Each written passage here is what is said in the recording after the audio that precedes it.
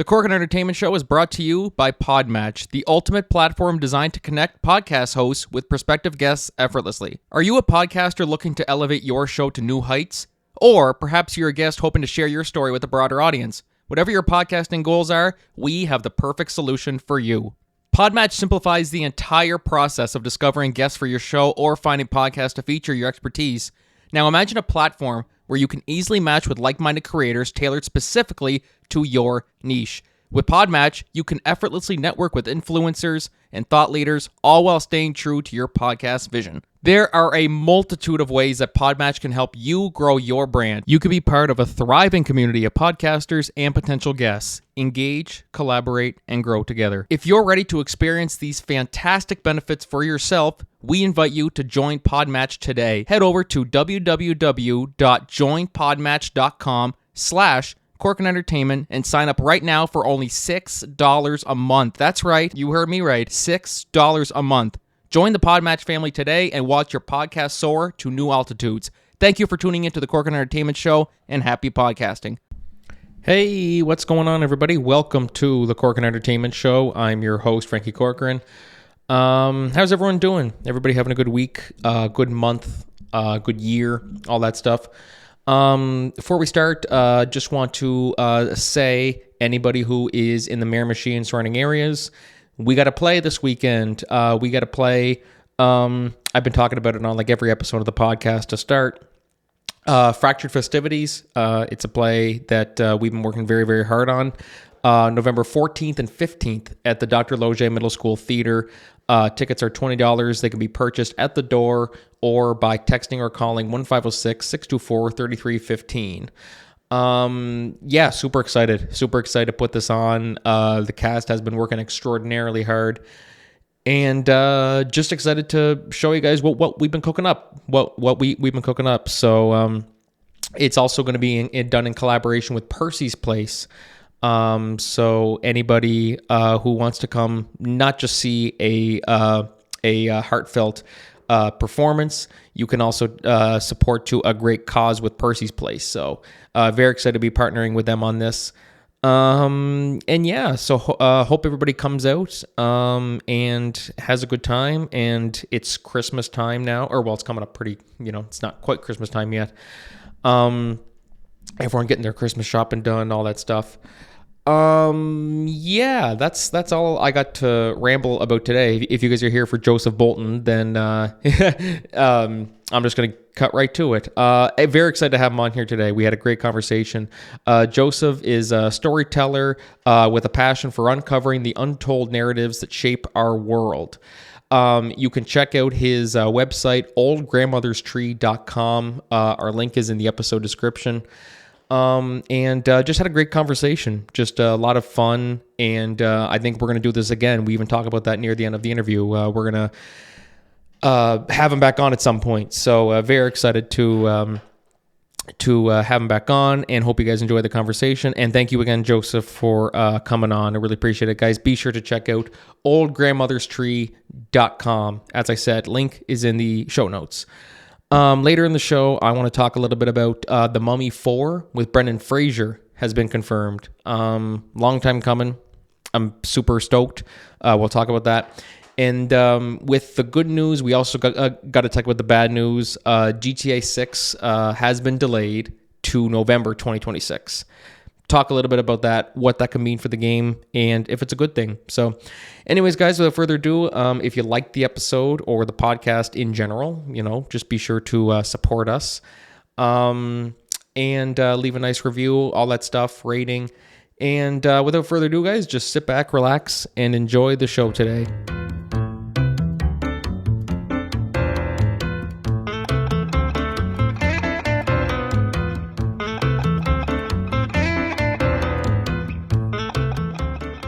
All right. Hey, what's going on, everybody? Welcome back to the Corkin Entertainment Show. I'm your host, Frankie Corcoran, and today I'm joined by an author, founder of the highly acclaimed website, oldgrandmotherstree.com. Very excited to have him on here today, celebrating cultures and history through folk tales. Joseph Bolton. Joseph, how's it going, man? Oh, I'm doing really well. Glad to be here today. Are you related to Michael Bolton? Oh, I've been asked that for probably 30 years, but no, no relation to him.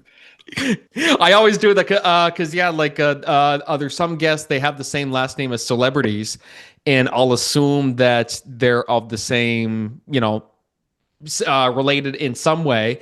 And then a lot of the times it's not. And then so I'm like, okay, this person coming on here who has the same last name as this person, it's probably just a coincidence. And then he says, no, no, they're Hmm. actually like my third cousin. I'm like, oh, geez, okay, so that's cool. So Michael Bolton is in no way related to you. So just wanted to No way clear that up. related to me.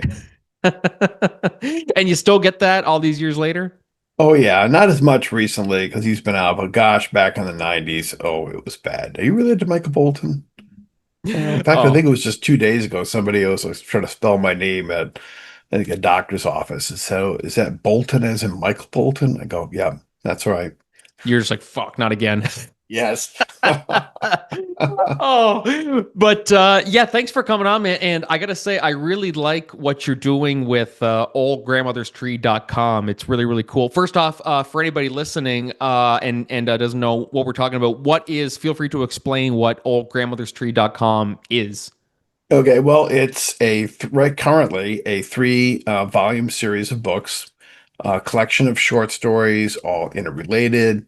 And it started off as a retelling of my Quebec and Algonquin ancestors in Quebec, real people, but I had merged them into a magical, reimagined Quebec with magic and Native American First Nations trickster animal characters. And oh, by the way, it's fully illustrated. So it's a mix of real history. There's almost one illustration per page in the book, full color illustration. So it's almost like a graphic novel, but not quite. So it's kind of, unusual. It's in a very unusual book. It's hard to categorize it. But that's the best way to describe it. So it's been a mega project. I just published the third book in the series earlier this month, and I'm working on the fourth book.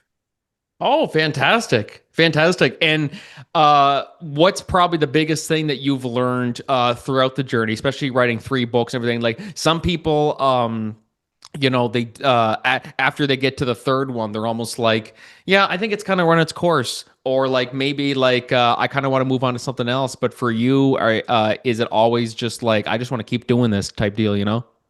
I think I have to keep going until the story's told, until I really wrap it up. And I got to wrap up the stories of the main characters, the old grandmother in the story, which is who she is based on my Algonquin ancestor.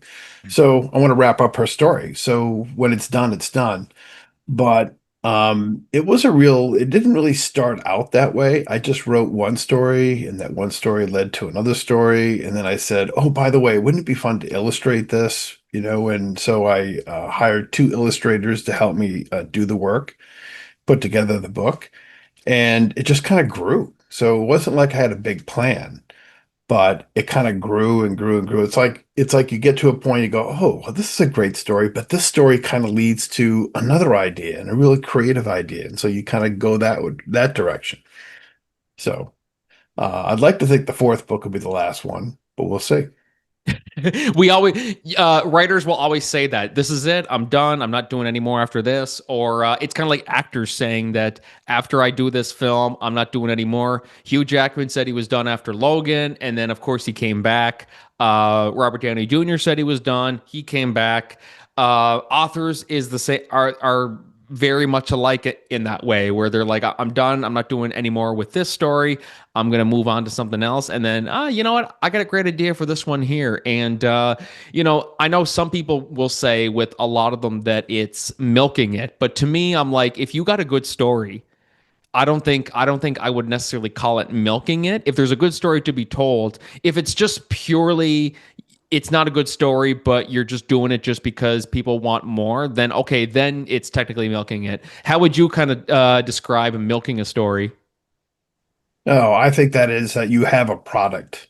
You're pushing a product, you're making something, and you're mass producing stories, and you just put them out there so they're bought and you earn money. For me, the process is a little different. Stories kind of come to my imagination and they go into different directions I didn't anticipate. And so I write it. because I like to see it. I want to be able to see what it looks like when it's finally written. But the process is still a tremendous amount of work. Writing a book has taken thousands of hours, thousands of dollars just to try to bring this together. Yeah, and that's the thing. Yeah, it costs money too. Like, my God, it's crazy when you go on and you look at how much it costs to get agents and editors and stuff. It adds up quickly, and it's actually, it's really, really scary that, so, sometimes you're like, why do I have these dreams? Because it's just costing me more and more money. It'd be cheaper to just do something else. But you're in it because you love it. What kind of got you, into writing as a whole? Well, I really started writing about back in 2013. I had just lost a younger brother to ALS. And I kind of started a blog where I wrote essays about religion, science, philosophy, mathematics, history, whatever I wanted to write. And I just wrote. I did it for myself, just kind of a way of consoling, and it's a way of kind of being introspective after having that kind of loss.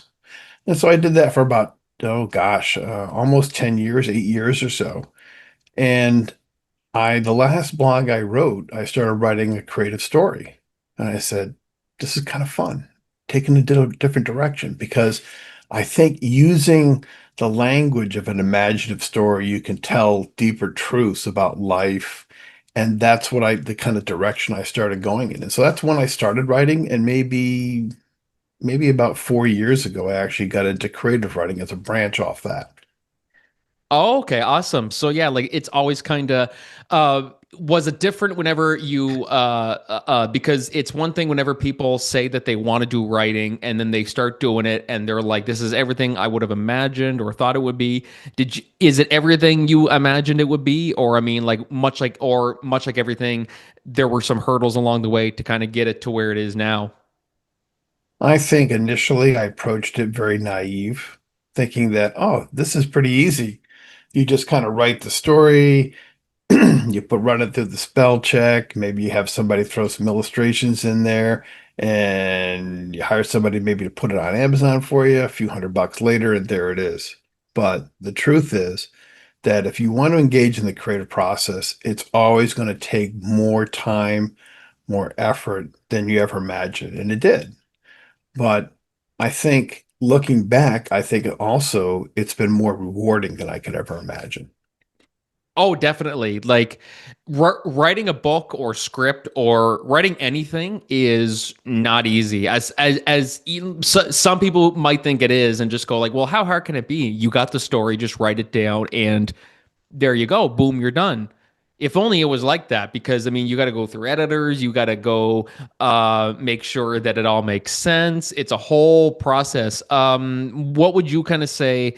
Every project is different. I mean, that's one thing that I think everyone can agree on is that every project is different. A lot of projects have different time frames of, okay, we started writing it here and we wrapped up around here.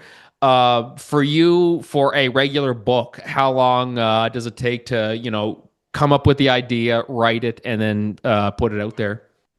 I could think it'd easily take 2 years to do. Wow. The stories that what I've created these books is they're individual stories. They're all interrelated, but each story kind of comes to me, in my imagination. It comes to me as a movie. I see it visually first. I see it kind of the characters interacting and moving through a scene. And it kind of bubbles in my mind and my imagination, especially at night. You're laying in bed, and you kind of see it. You play this movie. And then till one day I wake up in the morning, it's like, all right, I'm ready. And I just put it out and I'll do the whole story almost like in one day. And then, of course, you got the first draft is always the final copy because it's perfect. Well, no, not really. You got to go through and you check it and you recheck it. You have guest readers that you trust, people, family members, friends, somebody who's going to give you honest feedback, and you incorporate that feedback. So there's a lot of revisions. And for me, because the stories are illustrated, I next run it by the stories, run it through with a storyboard artist, a young woman named Masami Kiyono out of Manhattan in New York City. And she She designs commercials for a living. And so her and I will go through together and we will storyboard the entire story. We'll talk about the design of every single illustration. And it can be quite intense. For the first three books, we probably have about 600 illustrations in three books. And we Wow. meticulously designed every one. And that's just the first step. Then from there, then I will take the whole story, the rough sketches, the storyboard sketches, and then send it over to the finished artist, who in this case was Natasha Pelly Smith out of Toronto.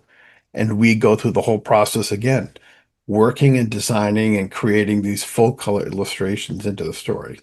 And that doesn't even include working with an editor. I work with Axel Author Services out of Montreal. And so I get a lot of writing coaches, a lot of feedback on the structure of the story. And when we're finally doing those revisions, we turn it over and we get the grammar corrected. And when that all comes together, then we have a book. It sounds easy at first, and then halfway through, you're like, why the hell did I choose to do this? Yes, and I think one of the things as a writer, and if you're going to do this and you're going to put it out there in the public and Amazon, is you really have to commit to developing a good product, a first-class product. You've got to make sure it's good. You got to make sure it's perfect. Everything, grammar, the writing, all put together perfect. So it doesn't look like something just kind of thrown together. You don't want it to look amateurish. Yeah, and that's the main thing too. Yeah, you wanted to make it seem like this was professionally written, and this is because then you're not just thinking about this book in particular, but you're thinking about what I could do in the future. Are people going to want to read what I did? If they see this book that's horrible, that's horribly written, are they going to want to see what I have next, or are they just going to say no thanks? I'll read something else. So it's one of those things that you really got to weigh all the options there. So, but especially when you're writing about, a lot of your stories, they're close to the heart, really. How do you kind of balance it when you're writing about someone else's life? Like, is there more of a challenge to it, or is it kind of easier? How would you kind of describe it? Well, because none of the people I'm writing about are living people, the my great grandparents who show up in the story in Quebec, they lived in the early 1900s in Quebec. They're gone. Um, Mitio Goku, my Algonquin ancestor, and she had a very remarkable life, and it just so happens to be very well documented by the Jesuits at that time in the mid 1600s. So I don't think writing about a real person is challenging so much if you have the source material. And for me, I kind of let the characters kind of tell me who they were based on the material that I do have. So I didn't really create them so much as I kind of discovered who they were. This episode of the Corcoran Entertainment Show is brought to you by Holy Hydrogen. Okay, guys, let's be real. We all try our best to stay hydrated, right? But not all water is created equal. That's where Holy Hydrogen comes in. They've got this awesome device called the Lourdes Hydrofix Premium Edition, and it takes clean water to the next level by infusing it with molecular energy. That means you're not just drinking water, you're giving your body extra support with every sip, better energy, less inflammation, and a real boost to your immune system. So try the Lourdes Hydrofix Premium Edition today by going to shop.holyhydrogen.com/Corcoran and use the promo code Corcoran for $100 off your purchase. Again, that's shop.holyhydrogen.com/Corcoran and use the promo code Corcoran at checkout. Stay hydrated and stay healthy. Right, and that's actually a really good way to put it, because as you said, like it was your great grandparents or great grandparents. Which one was it again? My great grandparents, I wrote about their farm life in the eastern townships up in Quebec. Oh, okay, right on. And so, like you said, like you never knew them. You're kind of just going by what you've read and what you've seen, and so you kind of really have to, um, you know, um, And that's one of the challenges with like historical writing, people who are writing like plays that are based on true events. It's like I want to make sure that I nail this, because who knows, somebody's watching this or reading this that will see it and they'll go, no, that didn't happen that way, or this didn't happen that way, or he didn't say that, he didn't look like that. So you're always going to have people who are like that. If you ever Hmm. have somebody who, or like, have you dealt with that type of situation where somebody has said that, that doesn't seem accurate, and how did you kind of handle it? Or are you prepared to handle that stuff? Like, do I you have an think answer? so. I think so. I mean, I think that we have to fill in the gaps. For example, my Algonquin ancestor Mitio Goku. I know where she lived. I know she was born. She had two husbands. Her first husband was killed by Mohawk raiders that came up from New York, and she lost, and her two children, small children at the time, were kidnapped by the Mohawks. She never saw them again. And at the very end of her life, when she married again, married a French settler, and they became my ancestors. But I also know at the very end of her life, the priest out in Trois-Rivières wrote of her and said, Mitio Goku lived a full life with dignity, respect, and love, a courageous and loving Algonquin woman. So there's actually a lot of material there. But I think I was really blessed by having that very short eulogy written by that priest, because there's so much contained within those two sentences, that she lived a life of dignity, respect, love, and courage.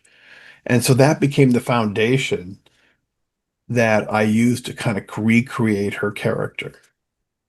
Oh, okay. That's fantastic, actually. That's really good. And like you said, it's a lot of filling in the gaps. Unfortunately, that's the reality of when you're writing about people like that is, okay, like, do you kind of be outright and say like, this is based on, information like, how do you kind of present it so people know that like this is based on all the research I did? I don't know for sure. Like, do you ever preface that before, or is it one of Well, those? Yeah.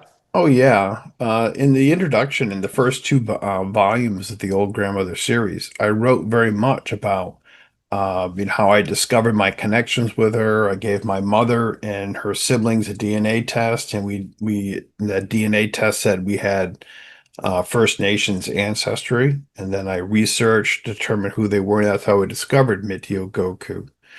Um, but other people actually did the research. There was a man named Norman Lavalle, and he was also a descendant of her, and he did a lot of research and had that information about her.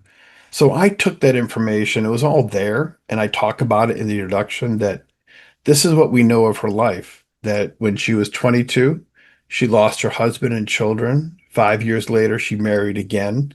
She had seven children with her second husband, who was French. And at the end of this life, we have this beautiful eulogy of her. So I think it's very easy for me. It felt like natural to kind of fill in the gaps, because you start asking questions like, how would she feel about getting married again, for example, um, and having children again? That took a little bit of, courage. How does it feel at 22 years old to lose everything? That's pretty young by our standards, especially today. So when you ask those questions, the answers come to you, and that's kind of like the beginning of the whole story process of creating that story and filling in the gaps. Fantastic. Like that's really, I'm always very nervous whenever writing about like real people and stuff. I mean, like there are some cases, as you said, where we have to fill the gaps in, because this is all we know about this person, and this, that's really all you can go by sometimes. And so it's really, it's also good whenever you have somebody who's close to that person who will kind of say like, this is what he was like, or this is what she was like, and they're able to kind of help steer you in the right direction as well. I think that's really important to have, if you're able to get in touch with them too. And that's something too that's a big thing, is the family, making sure that it lives up to what the family wants. Is that something that you kind of get maybe nervous about, if let's say you're let's say you were to write something about someone's father who passed away, and then you have the daughter or the son who is like, Oh, yes. yeah, like I'll give you some advice on what he was like, to kind of help it. I think so. I mean, I think the art form of writing historical fiction of a person's ancestors, whether a distant ancestor or maybe close in, they want to write about their grandfather or their great grandfather in the war. Um, it does become, a lot of challenges to that because especially closer in, if it was more recent and you know people that knew the person you want to write about, they're going to have their opinions. And human life and people are very complex. So it's very hard to capture the entire essence of a person into one story. My own personal goals when I was writing about my ancestors was not so much everything had to be perfectly historical accurate, but so much as to talk is to present a portrait of probably how did they feel in the circumstances and the times that they lived in. And that's probably the approach that I would recommend is don't, be upfront and say, look, I'm not trying to write a perfect chronology, but I'm trying to give a portrait of who they were on the inside.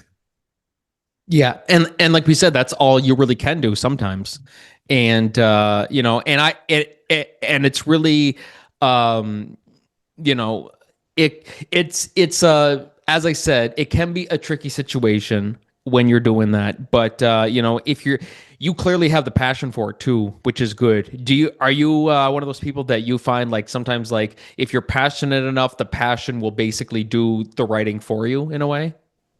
I absolutely think so. That is very true. If you feel the story within your heart, then the writing part is easy. Certainly in the initial part, the initial draft, the initial story. That part should just flow out of you if you really believe it.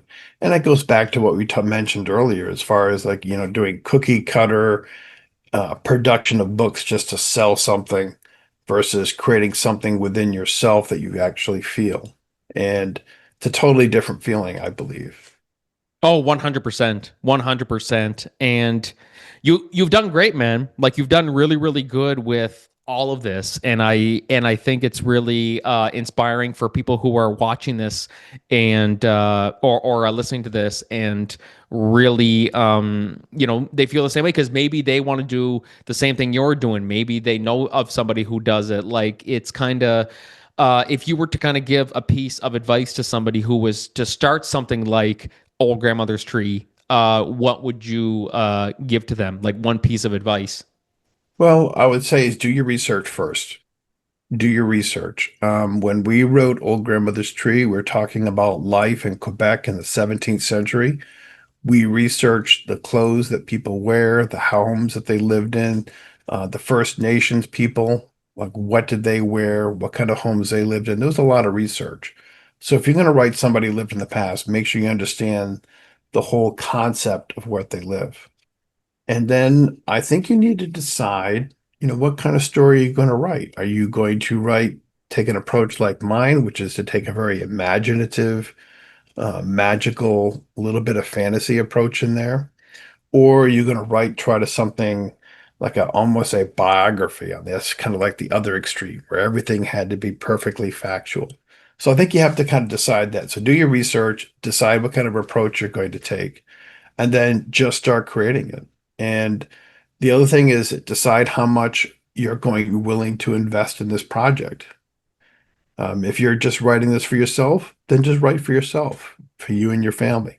If this is something you're going to want to publish, then you have to be prepared to invest time and treasure to make it right, because anything less than perfect is going to fail. Yep, 100%. 100%.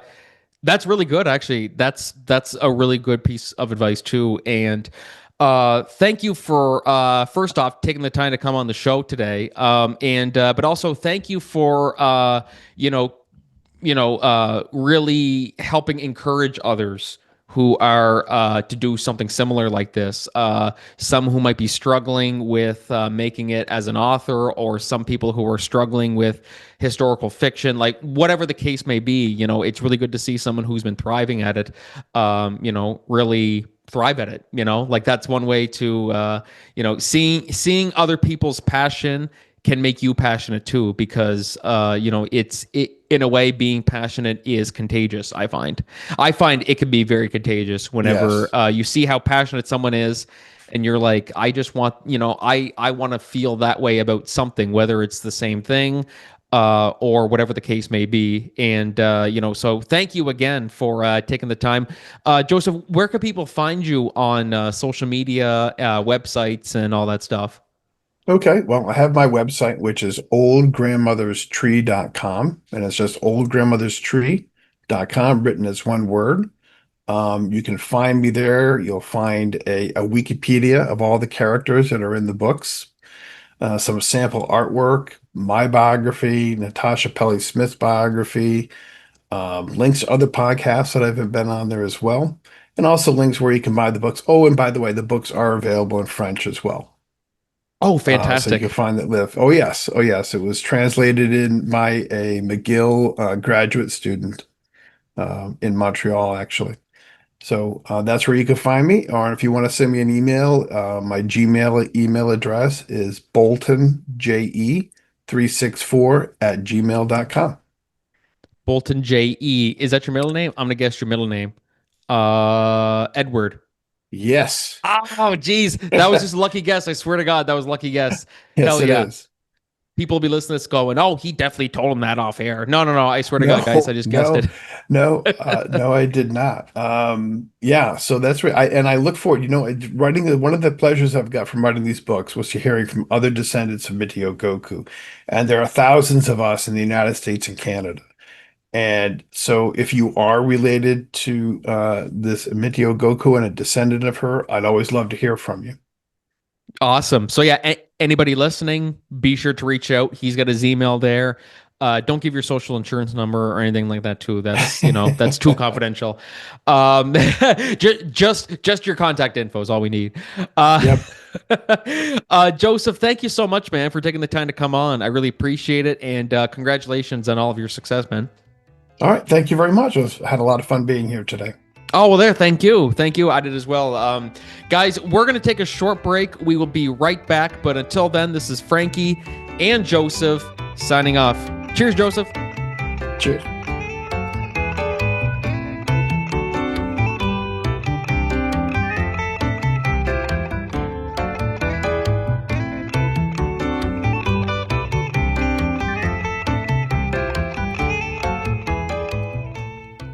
Hey, everybody. Welcome back to the Corkin Entertainment Show. That was me and Joseph Bolton. Thank you so much, Joseph, for coming on. And guys, be sure to check out oldgrandmotherstree.com. A link is in the episode description. Thank you again, Joseph, for coming on, man. Really appreciate it. So moving on to our solo segments today. This one is one that I didn't think I would ever be talking about. I didn't think this was ever going to happen. So you guys know, of course, we have the Mummy trilogy, which at the time was just a trilogy. The first Mummy came out in 1999. And it's a classic. It is a classic. Starring, of course, Brendan Fraser. And then we got the Mummy 2 in 2001, which I think The Mummy Returns, the second one, is the best one. In my opinion, I think the second one's great. Minus a certain character played by Dwayne Johnson. Aside from that, those of you guys who have seen it know exactly what I mean. Aside from that, it's my favorite Mummy movie. And then of course we got Tomb of the Dragon Emperor, which is probably the weakest of them. Let's just call it for what it is. It is the weakest of them. It was a big kind of tonal change, and then also, Rachel Weisz was replaced with Maria Bello. Nothing against Maria Bello, but you see what Rachel does in the first two movies, and then you're like, now they're just going to replace her? Like, come on. But anyway, that's that. So they were talking about back then about doing a fourth Mummy. And of course, it got canceled and it got rebooted. It got rebooted in 2016 is when it got rebooted. And of course, it was a Tom Cruise reboot. And I'll be honest, I haven't seen the reboot. But from everything I hear about it, I'm not missing much, especially now since we're we're just going right back to where we left off now, because now it's been confirmed that we are getting a new Mummy movie with Brendan Fraser and Rachel Weisz coming back. So this article is from Variety. Brendan Fraser and Rachel Weisz are returning for another Mummy adventure. Filmmakers Matt Bettinelli, I'm not really sure how do you pronounce that, Olpin and Tyler Gillette, who call themselves Radio Silence, are set to direct the fourth installment in the decades-old franchise. They're best known for reviving the Scream franchise, and they're best known for Ready or Not, which came out in 2021. And then the one thing that I thought was kind of interesting is Universal, the studio behind the original monster movies, had no comment. Maybe it's just, I don't know. I'm just excited that we're getting another Mummy movie. Hopefully that means we're, this isn't just a rumor. But Fraser led the 1999 reboot of The Mummy, which co-starred Weisz and became a box office hit. And yeah, it's, as I said, the first two Mummy movies are great. He returned for the two sequels, 2001's Mummy Returns and 2008's Mummy Tomb of the Dragon Emperor, which I do like, the Tomb of the Dragon Emperor. As I said, it's the weakest of them, but I do like that movie. After stepping away from Hollywood due to personal issues, health problems, and assault allegation that leveled against the former HFPA president, Fraser enjoyed a major career comeback with 2022's The Whale, for which he earned the Oscar for Best Actor, which was so well deserved. I mean, you see The Whale. Anybody who hasn't seen The Whale, by the way, what are you doing? You got to check it out. It's absolutely fantastic. And Brendan Fraser is great in it. It's kind of a disturbing movie, I'll be honest. Like, it is very disturbing, but it's written very well. It's, of course, acted very well. And it was very well worth the Oscar. Brendan Fraser really, really earned that Oscar. And so during the press cycle for The Whale, Fraser told Variety that he would be open to revisiting his most popular role, of course, Rick O'Connell, in another Mummy sequel. So he says, I don't know how it would work, he said at the time, which was 2022, but I'd be open to it if someone came up with the right conceit. Fraser at least has an idea of what won't work. Back in 2022, he dissected why Cruise's take on The Mummy failed to connect with audiences. And then he kind of talks a little bit about the ingredient we had for our Mummy, which I didn't see the new one was fun. That's what was lacking in that incarnation. It was too much of a straight-ahead horror movie. Which, yeah, that's true. I mean, like, the Mummy movies were scary. They had jump scares and things like that and really cool special effects. The scariest one to me is Dwayne Johnson as the Scorpion King, just because it looked terrible. So, yeah, it just looked really bad. And so, yeah, basically he was saying, like, if we're going to do another Mummy movie, we have to go back to our roots. And I'm glad to see that we're getting a fourth one. That's awesome. I never thought we would live to see this. This is one of those announcements that, for all those other movies and sequels, I think a few weeks ago I talked about, will we see another Tobey Maguire, Sam Raimi Spider-Man movie? And I always said, no, I don't think we will. I think that ship has sailed, although I'm starting to warm up to it now because of all the interest behind it. This news about The Mummy 4, this will only escalate my thoughts as to whether we could not only see a new Tobey Maguire Spider-Man film, but maybe we could see, like, Johnny Depp come back for Pirates. I'm just saying, I'm not saying that's what's going to happen, but it's just when I see what's going on here, where you have, really the revival of a big franchise, the Mummy franchise. I mean, I think if you add up all the box office numbers, is one of the biggest, highest grossing of all time. Actually, as a matter of fact, let me take a look at that and see, because I'm actually kind of rather curious. Let me go on. Stephen Sommers, that's the one we're talking about. The Stephen Sommers one, and box office, it's made $1.4 billion in total. So, yeah, like, this is, and I think with the success of the Mummy movies, I mean, like, you look at the first one, which came out in 1999, that made $422 million. And then we had, of course, The Mummy Returns, which made 435 million, and then The Mummy: Tomb of the Dragon Emperor, which was 405. I think because The Mummy's still relevant, people still watch The Mummy and rewatch it and everything like that. It's one of those classic films. You're bringing the original cast back. Hell yeah. I'm just gonna say hell yeah. This could be good. They haven't set a release date, so I'm gonna guess we're probably not gonna see it till about 2027 ish, if even. But I'm just still so stoked that we're getting it. I mean, it'll be probably what, if it comes out in 2027, 19 years after Tomb of the Dragon Emperor, which is crazy because I still remember when that movie came out in theaters. Yeah, it's wild that I'm even saying that. It makes you feel old. So anyways, be sure to let me know what you guys think about that. Are you into the Mummy movies? Are you excited that we're going to be getting a fourth one with we're not just getting a fourth one, we're getting one with Brendan Fraser and Rachel Weisz. And whether they're going to retcon the third one, I don't really want them to, because as I said, I do like the third one. Did it have its problems? Yes, of course it did. But I don't really see a point in retconning it. I think just keep it as is, and it'll be fine. It'll be fine. You can just explain, I don't know, that she got plastic surgery between, we're talking about Evie, of course. She got plastic surgery at the end of number 2, and then she didn't like it and got plastic surgery again for number 4. I don't know. I just, and they've also aged significantly too.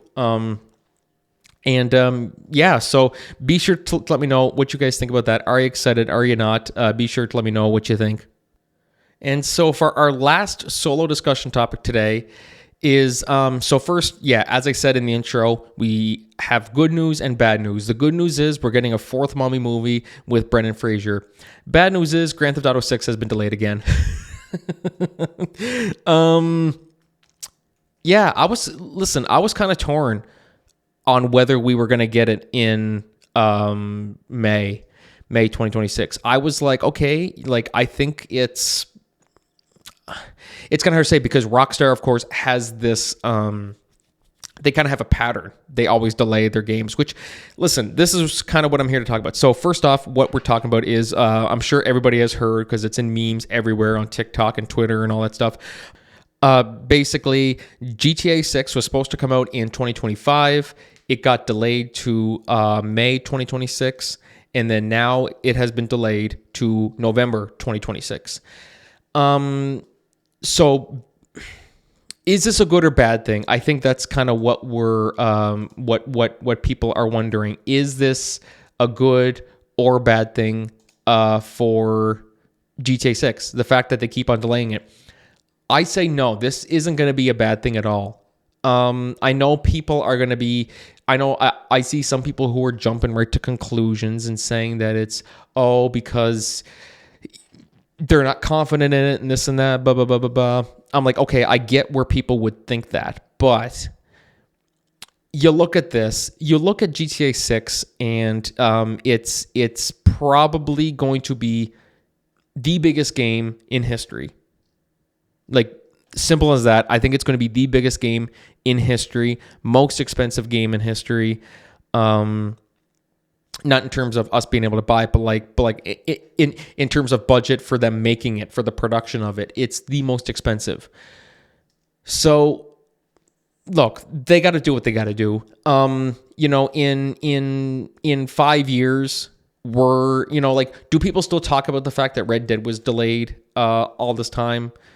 Yeah, well, yeah, people might compare it to this, but at the end of the day, it doesn't matter because once it's out forever. So, I'm basically trying to assure people, myself included, I still have to get a Series X in time, but it's going to be worth it. It is 100% going to be worth it. I said this from when they delayed it from 2025 to May 2026. I said it's going to be, I have no worries whatsoever about it. No, they're going to get it. They're going to get it. And I'm stoked. I really, really am stoked to see, be able to play it. And it's probably one of the games now, like really, I'm just kind of trying to wrap my mind around, like, okay, it's yes, it sucks that we have to wait longer, but it's really not going to matter in the grand scheme of things once we get it, because as I said, once it's out forever. We will kind of be regretting what we said about, oh cow, I wish we weren't so hard on Rockstar and everything. It's kind of like a similar situation is when, an actor is casted in a film that we don't like Heath Ledger, for example, was cast as Joker. People thought it was a horrible, shitty idea. Why are they doing this? And then because it was so good, they were like, oh, no, they're like rewriting history. I knew that Heath Ledger was going to be a great Joker. Same deal with GTA 6. People are complaining about it and this and that because it's not coming out sooner. But once it's out, it's just going to be like, okay, that's awesome, They're just going to play it, shut up, and pretend that they were never complaining in the first place. So, I just kind of wanted to, there's not really much to say aside from, is it a good or bad thing? I think it's only a good thing because it just gives them more time to make it even better than it could have been. Look, I'm sure had they released it in May, it still wouldn't have been good. I think the fact that they're pushing it says, okay, we got a complete game. I think this game could release, but give us a few more months and we'll make it better. To me, that's exactly what this reads. It is ready, but we can make time to make it better. I don't know. I don't work at Rockstar. I don't know. I don't have any insider information. I'm just I'm spewing, speculating. That's what I do. So it's kind of sad that I'm analyzing the delay of a video game at 26 years old. But it's GTA 6. I think everybody's, I'm already really liking seeing all the memes where people are just like, oh my God, we're getting this, and this before GTA 6. That's nonstop. That's just going to keep on coming until GTA 6 comes out, and then people will be saying it about GTA 7. So anyways, that also gives us more time to, bid our farewells to GTA 5. Anyways, so be sure to let me know what you think about that, guys, in the comments and social media and all that stuff.